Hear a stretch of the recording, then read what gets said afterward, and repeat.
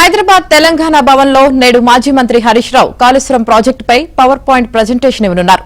కాళేశ్వరం ప్రాజెక్టుపై దుష్ప్రచారం, వాస్తవాలు అనే అంశంపై వివరిస్తారు. అలాగే కాళేశ్వరం ప్రాజెక్టులో అంతర్భాగమైన గంధమల్ల ప్రాజెక్టుకు రేవంత్ కొబ్బరికాయ ఎలా కొడుతున్నారో చెప్పాలని హరీష్ రావు ప్రశ్నించారు. ఎల్లంపల్లి, మిడ్మానేరు, రంగనాయక్ సాగర్, మల్లన్న సాగర్, గంధమల్ల ఇవన్నీ కాళేశ్వరంలో అంతర్భాగం కాదా అని ప్రశ్నించారు.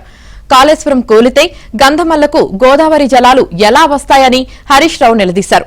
దీనిని బట్టి కాళేశ్వరంపై కాంగ్రెస్ ఇన్నాళ్లు చేసింది తప్పుడు ప్రచారమేనని తేలిపోయిందన్నారు.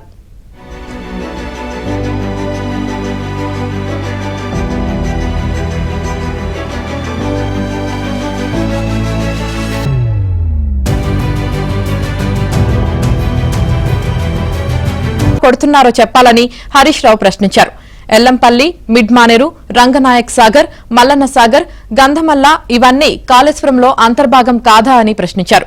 కాళేశ్వరం కూలితే గంధమల్లకు గోదావరి జలాలు ఎలా వస్తాయని హరీష్ రావు నిలదీశారు.